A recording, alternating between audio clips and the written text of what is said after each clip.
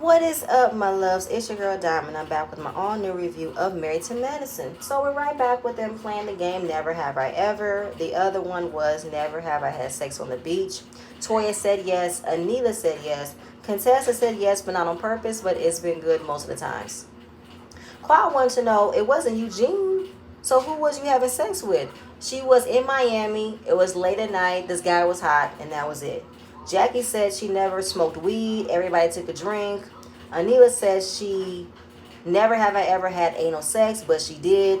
And everybody was like, ouch. The vagina is meant to be stretched, not the anus. But hey, don't knock it till you try it. I'm just saying, sometimes other ways of having sex could be explored. But if you do not want to do anal sex, I am not mad at that, because it's like, how can that be pleasurable? But hey, who am I? Don't knock it till you try it. Okay? And Anila talked about, it was one time I didn't like it. I'm a good Indian girl. I had too much champagne. So after the girls ate at Jackie's room, they all went to get dressed. Contessa's wearing this cotton candy rainbow wig. She wants to let go of being a wife, being a mother, being a doctor, and let loose. Even if Heavenly is on this trip, she wants to have fun. So everybody's on the same page. We in Vegas. We ain't got no kids. We ain't got no husbands. We not single, but we can pretend like we are, because let's turn up. What happens in Vegas stays in Vegas, right? I'm looking at Contessa's cotton candy rainbow wig. I said, girl, what is on your head? She said, I'm working on the alias. I want to have fun. This might be Contessa's break of wanting to let go of what she wants to hold on to when she's in Scott's presence, because she's ready to let all the way go. Even let go of the fact she's not even focused on her diet right now, because she wants to be a different person, okay? Heavenly is going to be the bigger person and apologize to her on the trip. But she's not talking to Chanel, because that's Contessa's alias name for the weekend, Chanel. She had this big Chanel chain across her neck. And she wants something fun and sexy, something adult. I'm going to go to an adult store. So then, that's for tomorrow, excuse me. Simone said we're going to act like we ain't got no husbands. And then Jackie whips out a whip. Whoops. I said, oh my God, Jackie, what is this? That was supposed to be a taste of what's to come after dinner. I said, what is this, Jackie? What do you have up your sleeve? Then Jackie said something about, no, Anila said more shots. And then shots ended up, Jackie talking about penicillin, because there is a rise of syphilis out there, and be careful. And then she looks directly in Quad's presence. Like, Quad looked at her like, girl, what you mean? Don't do that. Don't make it seem that I'm out here raw dogging. No. So she said, yes, I am single. And anybody that I choose to be intimate with, they will give me a clean bill of health. When did you go to the clinic? When have you been tested? Absolutely. So I think Quad definitely felt a way that Jackie looked at her when it came down to the penicillin shot. And then Quad, talked about Jackie's jacket. That it has all these money signs bedazzled upon it. It said, girl, what is this? I've never seen you wear jackets like this. Who had something? This was made for you? Because you really don't be out with your money. You be quiet. You be silent. And that's when Heavenly said, I believe that everybody is successful here, including Toya. You believe that Toya is successful too? First of all, shout out to Toya. Toya's Wine Club just launched. I'm happy for Toya with that. And Anila said, do you believe that everybody's successful at the table? She said, I do. And that led Audra to come out and say, oh, okay, well, since everybody's successful, Toya, how come I wasn't a good attorney? Let me know there. I'm not a good attorney. And Toya was like, oh my God, here we go. Yeah, here we go. Yes, because I don't joke about my career. I don't, okay? And she said, okay, I didn't think you didn't take it seriously. No, I really don't. Who wouldn't take their job seriously? Okay, well, I do all day, every day. I take my job seriously, because we Africans don't play about that. Toya said, Africans? Yes, we don't play about that. You could be a lawyer, a dentist, an engineer. We don't play about that stuff. I'm from Ghana. The way that the camera painted the girls' faces was like, what that mean? I don't know what that meant. You from Ghana. I don't understand. What does you being from Ghana means? You don't play about your business. You don't play about your career, as if the other ladies around you came from different places don't play about their business as well. They worked hard for their MD degrees. They worked for their doctorates. They worked hard for them in the places that they were in. So what makes you think that you are of a higher grade, or that you deserve more respect because you're from Ghana? What did that mean, Audra? I don't know if the camera made it seem as if, she was coming off as high and mighty, but These ladies have careers too that they're proud of as well from where they came from. So you saying you from Ghana, I don't understand what that meant. But basically, Toya said it was a joke. Bad joke, Toya. Bad joke. We already know people coming at you about how you don't have a career as well. You just have a college degree, which is not something to be looked down upon. She has a college degree, and she wanted to be a doctor's wife. That's wrong? Okay. And then, of course, she still carried on with the joke that she wanted her to use her law degree for Jackie's defense. And she said, okay, well, I wanted you to use your critical thinking skills. Are you using them as well? I said, oh, Lord, here we go. But you can't make a joke about somebody's career and make it think that they're funny. You can't do that. Like, you said it was a joke, a very poor joke, Toya. Be careful, okay? I didn't like that you did that. I didn't. And then, of course, the reason why you did it was to make Jackie drink. If Jackie don't want to drink, then that's not your problem. But she says, are you angry? No. Are you clear? I'm crystal. Good. We're good. There it is from there. This ain't over. Not by a long shot. I don't know what else is going to come by between Toya and Audra, but this was just the brink of the iceberg. The tip of the iceberg. This was a tip. Okay? So dinner was ended there. They walk around. They arrive into a sexy lingerie and adult toy store. And Jackie was the one who orchestrated this. I said, Jackie, what is this? This is my type of party. I'm looking at lingerie, toys, whips, chains, handcuffs. What's going on here? And of course, Jackie is all about, self-pleasure, masturbation, getting in touch with your inner self, your inner V, And then they have an introduction of what vibrators can be used for. Now, Toya don't have any toys, but she loves a good shower head. Now, what do these compare to? Anila was like, damn. That's a good idea. I use my shower head as well. Anila, I don't like this wig on your head. I hate this wig. I hate it. I hate the color. I hate the application. I hate it all. Why is this on your head? Please do not come back to this season with wearing wigs when you have a head full of hair. Just wear extensions. Don't wear wigs. Just wear extensions, okay? And, of course, Anila agrees with the shower head. Got to have a good shower head. It gets those pulses right. Get that water pressure right. It's your friend, okay? So there was a vibrator that compares to a shower head. And for Quad, she definitely uses vibrators as well. But now she has to figure out a way to hide them from Mason. He can't find what these toys can do. And I believe Jackie told Quad to not use vibrators in the relationship. You don't want your man to feel emasculated, but you can also incorporate him into the bedroom with a toy. Ain't nothing wrong with using a toy in the bedroom. That's what makes it more exciting. And then he was talking about holding an orgasm for 3 days.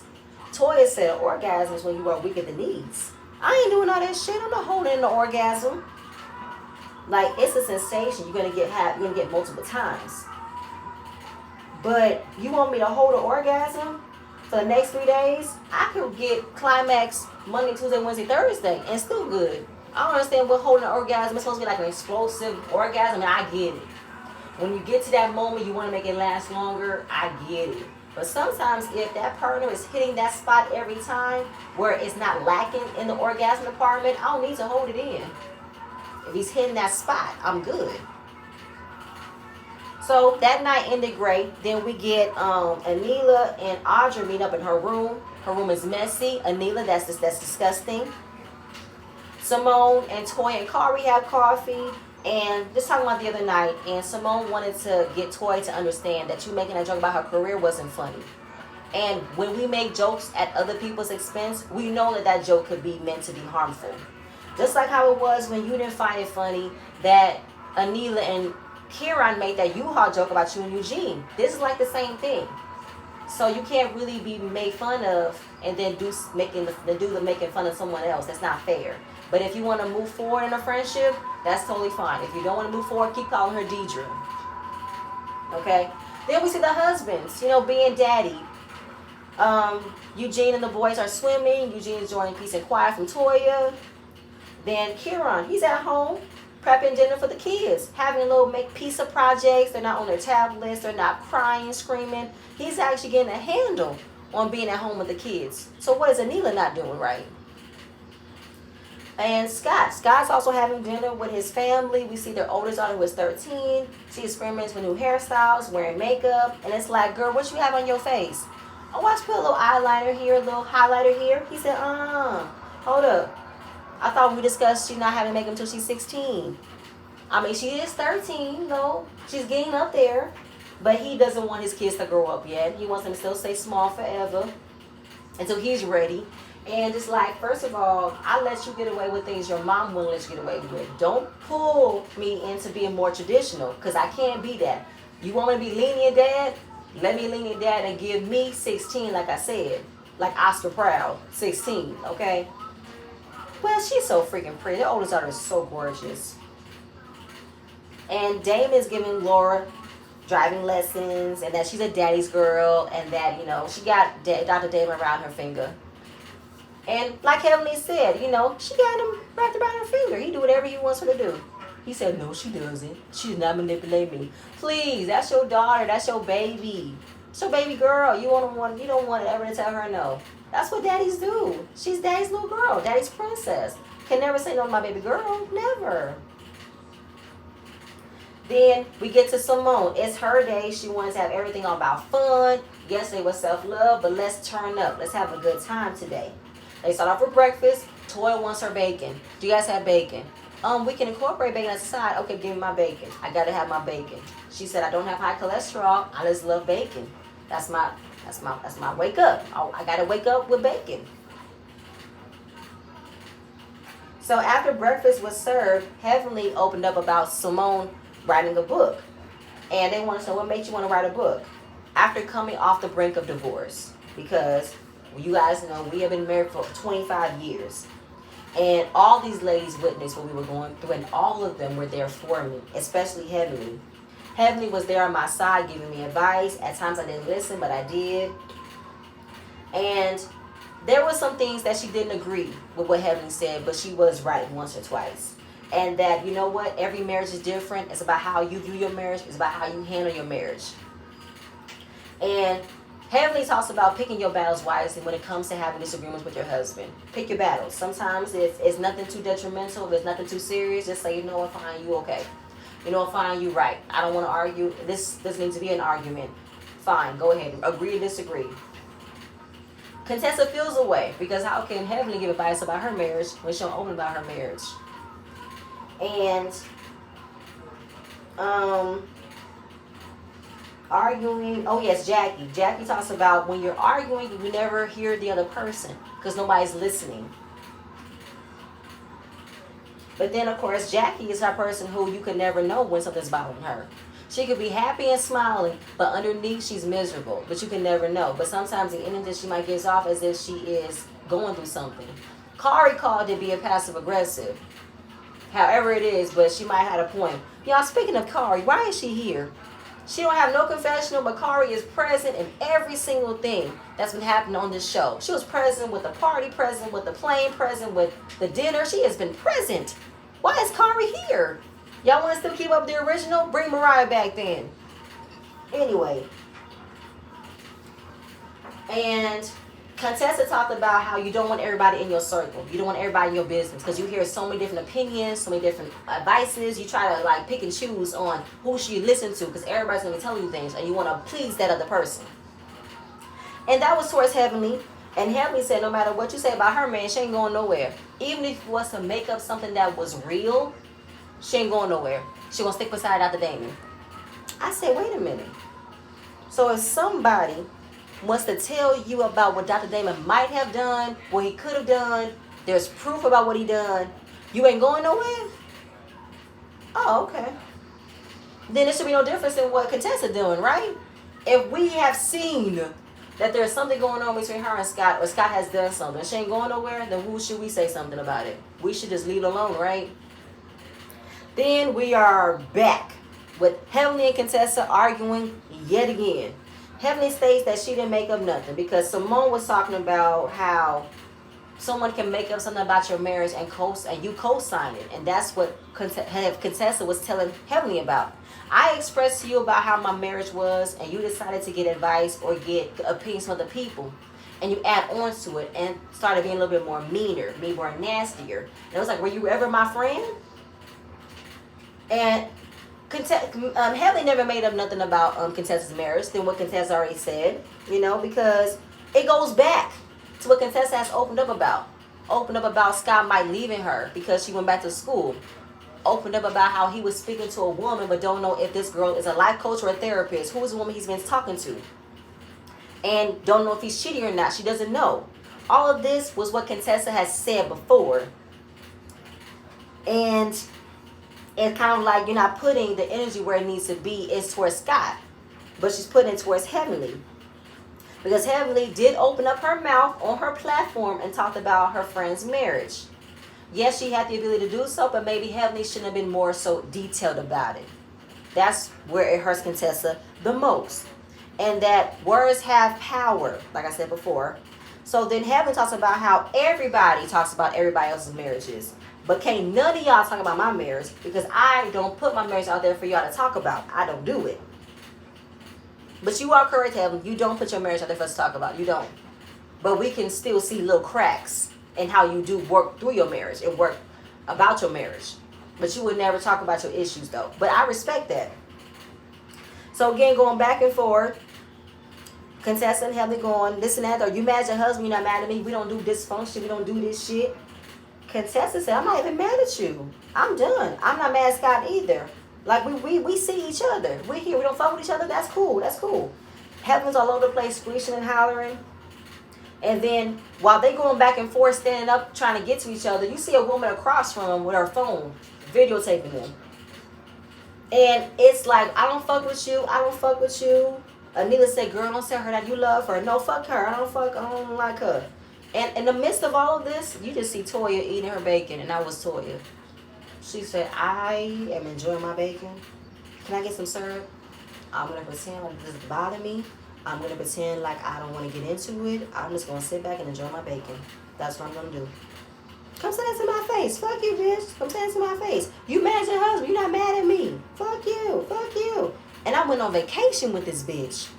Calm down. Do you want some water? Now listen, Contessa. I already know what you're doing. You just keeping it on the back burner that you and Scott are in a good place now until you want to set up for what you really done. So you're placing all of this on Heavenly, the storyline, right? But keep it real though, Contessa. I said it before. While Heavenly might have was too detailed about your marriage to other people, even though you did open up that door about what you've been feeling to other people, you didn't expect for Heavenly to be so outwardly open with it to other people. You didn't expect for that. But you do have to go against your husband. Your husband's the one who's making you act this way. He's the one who's making you feel like this. So you might want to keep it a buck and place the energy where it is. But I think she's waiting for that moment to come at Scott when she's ready to. So she has all the smoke in the world to come at Heavenly. So they separated. Contessa said, listen, I know some things about this girl that I haven't expressed. But I'm not that type of person. That's not who I am. Heavenly, Audra, and Neela, they leave to go to the hotel room to get some drinks. Then this group ends up praying. Lord Almighty God, please bring down some healing, some calmness, some power, peace, please. Toya said in this group, we got to get to the core of honesty. It might be hard to break through, but once you break through, it comes out with great news. And also being in this group, we tend to let things sit on the surface. And it sucks sometimes because we get to a point where we blow up, but it's good that we blow up because then we get to the root. We get to the truth of everything. And nobody's really listening to anybody until we get to the truth, and then we can see what was being said and said, oh, wow, I hear you. I can see that was wrong. So they walk outside. They see this pink Hummer waiting for them. Simone wanted to continue on with the day. Yes, breakfast was a shit show, but I wanted to continue to have fun. I want us to have fun. I don't want to leave nobody behind. Contessa, how do you feel about Heavenly coming back? She said, I'm good. I don't want to leave nobody behind either. I don't want it to be weird. So bring her on. It's okay. It's okay. So they called Heavenly. She didn't pick up the phone the first time. And Heavenly called again and said, hey, girl, I'm coming. Ain't no more shit with me, okay? And even Heavenly said, I don't want to be fooling with her.